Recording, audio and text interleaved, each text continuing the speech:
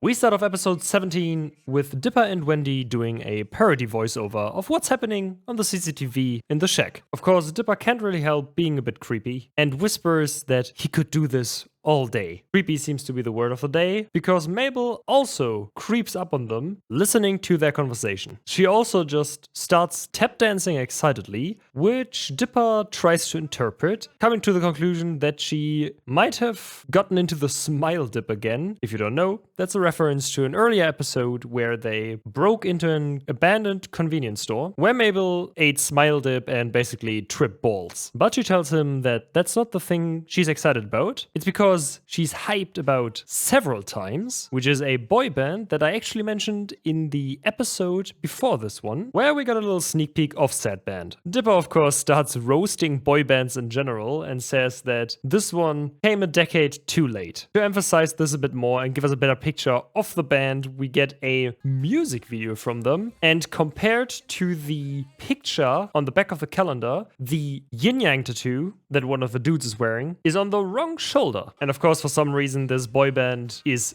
auto-tuned to heck. Dipper and Wendy also give Mabel a reality check and pretty much kill the vibe when saying that boy bands are just a product of the bloated corporate music industry. And Wendy even says that they are grown in pods. Ha! Yeah, that would be funny. Boy bands grown in pods? Yeah, nah, couldn't be. And who would have thought? Granda and Candy are also 100% on board and fangirling around. And when the girls leave, for some reason Candy does a Naruto run and runs straight into the vending machine. Why is she even wearing those glasses if she's just running around with her eyes closed? How could she even miss that? It's a vending machine, it's huge. Anyways, after the intro, we get to witness the Shrine of Several Times that the three erected in the attic. And we also get an introduction to the whole band, whose members have such confusing names. We got Craigie G, Greggy C, Leggy P, Chubby Z, and Deep Chris. And this whole naming part really reminded me of that SpongeBob Viking scene where every Viking is called Olaf and the last guy is called Gordon. Anyways, so the last guy is called Deep Chris, and Candy says something about him, but I can't really understand what she actually said. So pardon me if I'm wrong, but it really sounded like he's the fat one. Okay, I guess that's supposed to be funny because they all look the same, or because he's not the one called Chubby. I really don't get it. But for now, we're just leaving the girls to their delusions of the band members falling in love with them, switching back to the shop, where Marceline's whack normie cousin just stepped in. And of course, Dipper instantly starts roasting Robbie, which is not really to his delight. And Wendy tells Robbie that he's basically an idiot for standing her up, and now he's asking her to go to Lookout Point without even apologizing before that. Lookout Point is one of those teenage smoochy smooch spots, you know, overlooking the town.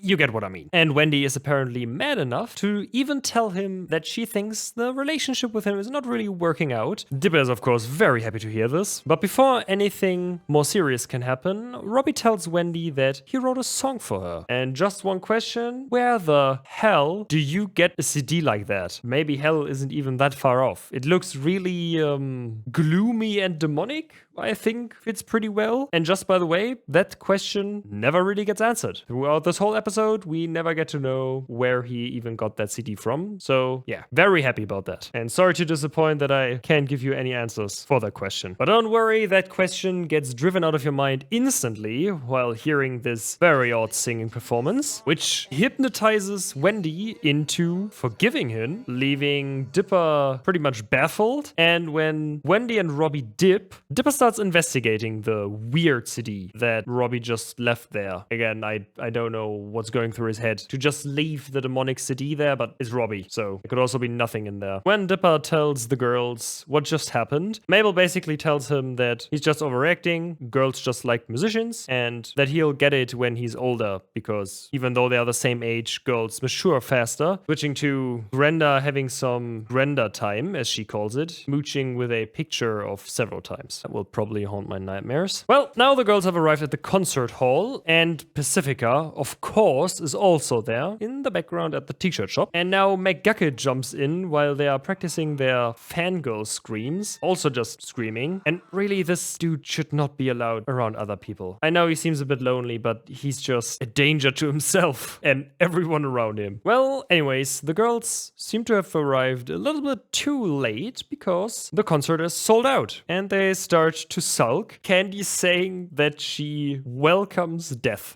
Okay, reasonable thing to say. But because Mabel doesn't want to see them sulk, she decides to get into the concert hall through another way. Before we get to find out what that way might be, we switch back to Stan stacking brown meat, which is probably the most generic name for meat ever. And he says it's for the apocalypse. And because this seems to be a very upbeat episode, he also says that they are all gonna die in a fairly happy tone, considering what he just said. Dipper also now comes into the kitchen and tells him about the weird CD and that Robbie was probably brainwashing Wendy. And Stan even believes him, telling him about a hippie who stole his date back in the day. The story is, of course, accompanied by a flashback where they are dancing in, I quote, a 50s themed 1970s diner. And apparently the dude's name was Thistle Downey and he does dimensional healing. Aha. Well, whatever that might be, he stole Stan's girl and then admits that the memories are getting a little hallucination-y at the end. To be fair, those hallucinations could probably be coming from the brown meat he's eating, which he just squeezed out of the can, and a second later, it reverted back to normal. Those are some very odd, very sturdy cans. Dipper's smile while watching Stan eat also changes instantly, no transition frames or anything, to a smile, which is really just a bit odd. I thought I'd just mention it. Oh yeah, and I also saw the little foot on the right side, which is probably from the possum from the last episode. That's also still on the counter, so they haven't eaten it. And the weird thing is that it wasn't there in the previous shot though. Well, putting disappearing possums to the side, we are back at the concert hall with some girls standing in front of the barrier. So that barrier isn't really that useful. And besides Pacifica being in the crowd, McGucket is also there. I mean, maybe he likes their music. A few seconds after that, Pacifica's friends, who are in the front, start to fight. And yeah,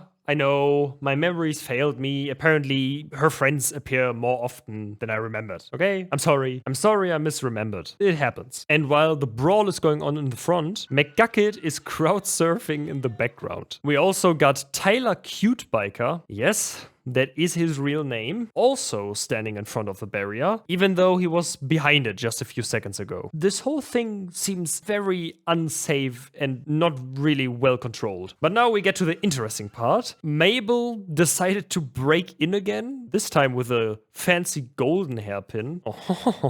And actually, this is becoming kind of a problem. This is basically a crime spree. And when the criminals enter the backstage of the band, we finally find out that what Dipper and Wendy said was correct. Because in the backstage, there are cloning tubes and a giant hamster cage with a wheel and a hamster tunnel and one of those feeding tubes. They even say that they are clones. But shortly after they enter the room, they have to hide because the producer, who basically looks like Kingpin's cousin, also enters the room and tells the boy band that they did bad and barely sold out the arena, except for Leggy P. He did good, so he gets a little treat. While he's telling the band members this, the cloning tubes are visible in the background, and one of the clones still looks to be an infant, but he already has Chubby Z's beard, which looks really weird. Cousin Pin also commands one of the clones to dance to display how much control he has over them. And yeah, I gotta say, sick moves. After Mini Pin left, the girls are tumbling out of the clothes rack, and Deep Chris starts threateningly dancing at Mabel, who looks like she's lying in front of the cage, like right up to it. But when we saw them falling out of the clothes rack, it looked like she didn't even get close to it. But after introducing themselves, Mabel starts to absolutely fangirl, and the band tells the girls that their producer might have genetically engineered them, but he loves them. And Mabel correctly says that if he'd really love them, he'd set them free. Probably not important at all. Okay.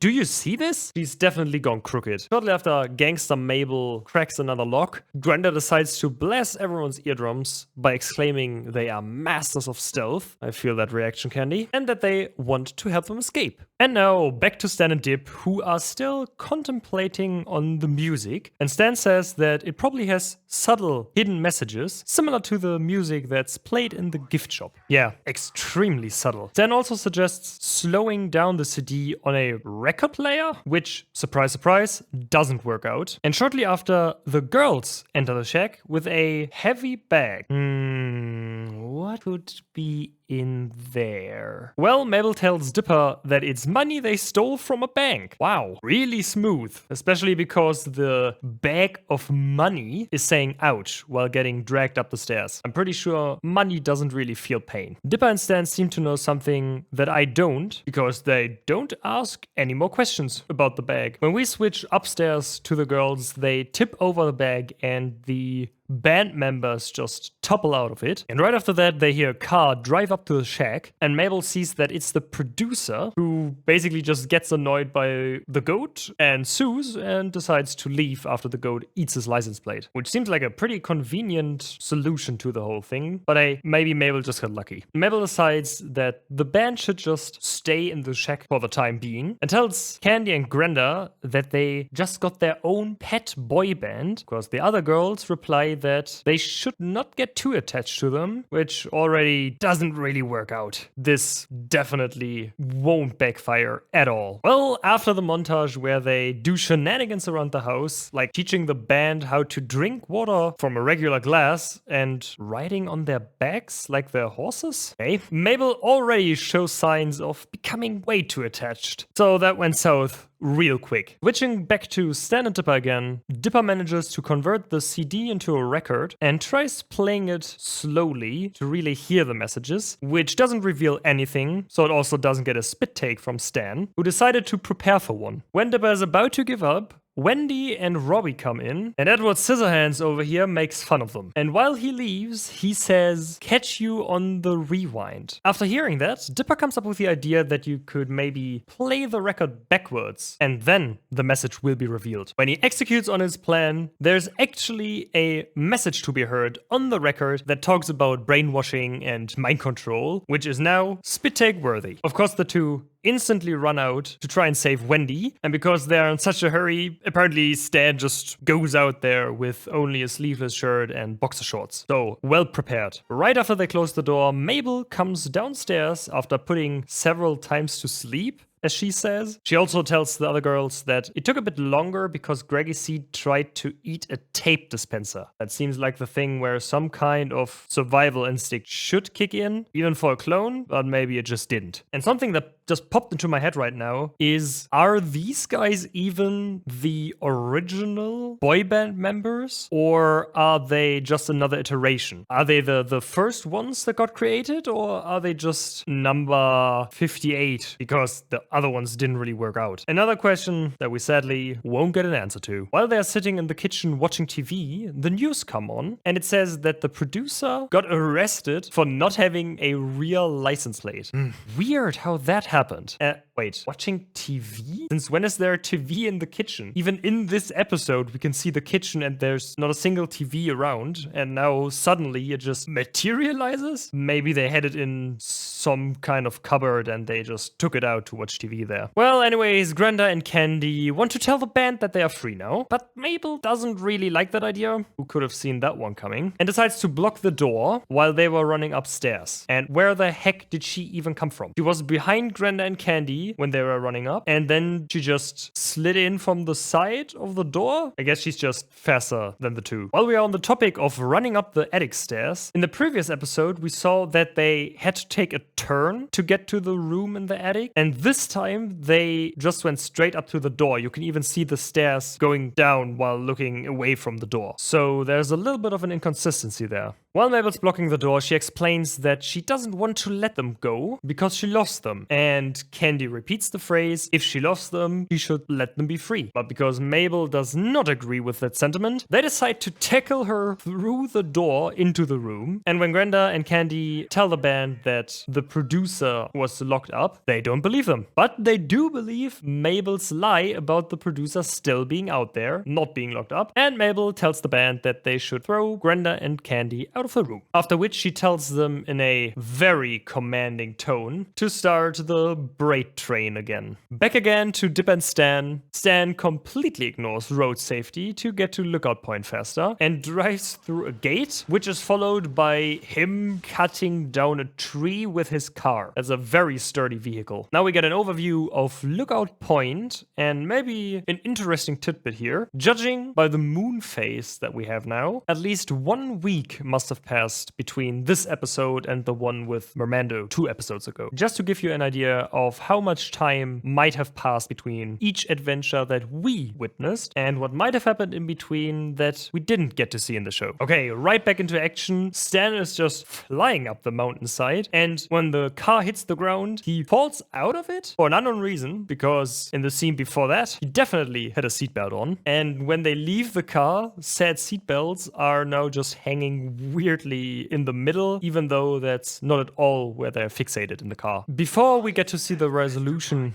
of this whole music dilemma though, we switch back to several times who are dancing for Mabel, and there's also music playing out of nowhere. Maybe they also had a jukebox genetically engineered into them? I mean, if we're already talking about cloning people, doesn't seem too far-fetched. Well, the whole reason they are doing this dance is basically to guilt trip Mabel, who just now realizes that she was wrong when she threw her friends out. And yes, of course, they had to reuse the line a third time because she loves them so. That's why she's got to let them go. And same applies to this plotline. Before we get to any resolution, we jump back again to Dipper, who's now playing the tape and fumbling with getting to the message. I don't know why, but he seems to have problems with it. But then the message plays and Wendy is, understandably, really upset. Not necessarily because of the brainwashing, but more about the fact that he lied to her about writing the song, especially for her. She then gets out of the car and tells him that they are through, and Dipper decides to just choke again and invites her to go bowling with him and Grunkle Stan because now her night is free. Yikes, dude. Learn to read the room. Well, of course she leaves and is really upset with all of them, but to cheer at least Robbie up, Stan decides to tell him that the apocalypse will be coming soon anyway. I don't know how that's supposed to cheer anyone up, but there's one thing that I found odd about this whole Stan thinking about the apocalypse thing. Maybe it's far-fetched and overthinking, but you know that basically probably what you're here for. Might he be referencing the last few episodes? Because there was never a point in the series where Stan was particularly interested in this whole prepping idea, but now this episode he specifically mentions it and it's a theme for him. I've just found it a bit out of place and odd, so that's basically the only way I can connect this whole idea to the rest of the show. Maybe you can tell me what you think about it in the comments. Oh, and what I also just noticed, when Dipper is holding up the Walkman, instead of it saying Walkman, it says Tape Man, which I guess also makes sense because there's a tape in it, so seems fitting as well. Now, jumping a final time back to the shack, Grenda and Candy return, and Mabel opens the door for them and apologizes for what she's done. But what I found a bit odd is that they tried to come through the museum entrance. Why? They could just come through the front entrance, couldn't they? I suspect they just wanted to have them on that side of the shack. So the next scene makes more sense, where Mabel tells the band that they are free now. But before they run away, Chubby Z, in his infinite wisdom, decides to stare down the sun. You can imagine how well that went. And after they did run away, Candy makes the correct assessment that they probably won't last a week. Okay, maybe it wasn't completely right that there wouldn't be another jump, but at least we finished one part of the story, because now we're back again with Dip and Stan, who are looking like they are drinking the pain away. And what I actually really like in this episode is this last part that we have here that shows really subtle character growth between Stan and Dipper, when Stan tells him that even though Wendy doesn't want to go bowling, Dipper can always go bowling with him. And we are ending this this episode with Stan scaring away Leggy P, who is scurrying through their trash, and Stan is rightfully confused about the beautiful man always eating out of his trash. It's actually a really confusing situation. So I hope you enjoyed this episode of Mysteries of Gravity Falls. I really enjoyed watching it. I didn't think I would, but in the end, the character development between Stan and Dipper and the two storylines vaguely being connected was actually a lot of fun. So I hope to see you in the next episode of Mysteries of Gravity Falls. Until then,